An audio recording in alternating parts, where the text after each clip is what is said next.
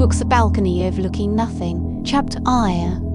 The shadow of the last wall. The thing Sarah's balcony overlooked was not a real void. It was not a vast sea, nor an endless desert, but something subtler and heavier. On the soul it was nothing worth observing. She lived on the 7th floor, overlooking the pale grey concrete wall of a building whose construction had abruptly stopped years ago. She chose this space to retreat after a traumatic incident, finding solace in the monotony and silence. This morning, at 7:17 a.m, she watched the shadow of the wall fall precisely on her narrow balcony, the centre of her isolation. Her routine was broken only when she noticed a brief gleam below, in the narrow gap between the buildings, sparking a long-forgotten curiosity. Chapters flew messages of the cold wind. Sarah descended the stairs, finding a gleam saucer rusty, old sardine can lid. The disappointment was sharp, but as she turned to leave the gap, she spotted a small, folded piece of paper weighted down by a stone. The paper contained a single sentence: "Even a shadow needs light to live."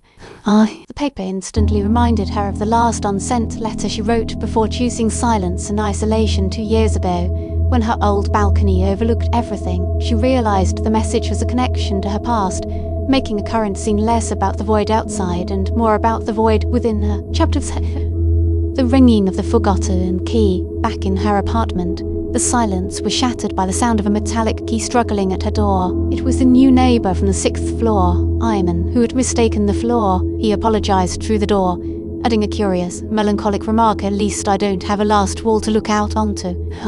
Ayman's words resonated with the paper she found. Sarah then noticed an ornate bronze key lying on the floor outside his door. She retrieved an identical bronze key from a small wooden box inside her apartment, a key to Midway, the old bookstore she co-owned with her former partner, Munther. When she returned the key to Ayman, he explained its significance. "It's the key to an old, closed bookstore Midway." He then looked at her key and asked, "Could you be the other half of the way I've been looking for?"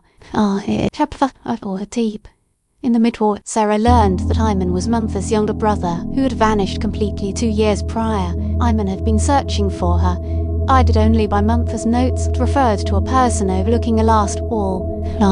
The discovery of the identical keys cemented their connection. Sarah, finally ready to confront her isolation, began the process of final removal. She shredded old receipts and photographs related to Munther, and the books saw symbolically shedding her guilt and failure. Before leaving the apartment to visit the closed bookstore with Ayman, she made a difficult choice and called an old mutual friend, breaking her long silence. The journey was no longer about the wall, but about the Midway, the place where the mystery began. Chapter 5.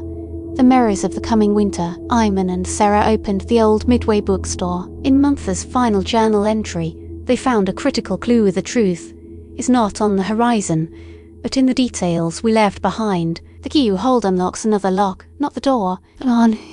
Attached was a hand-drawn blueprint of Sarah's own 7th floor balcony, marking a specific corner with a circle. They realized the wall was merely a distraction from the concealment in her immediate vicinity. Back on the balcony, following the map, they found a sealed tin box beneath a loose tile, opened by the bronze key. Inside, they found 3 things and a letter from Munther to Sarah explaining he was suffering from a terminal illness and left to spare her the pain, a note to Ayman urging him to move on with his life, and a small tree seed with a note to plant this, Sarah, and watch the new horizon grow. The fog of guilt was replaced by the knowledge of Munther's profound love. Chapter 8.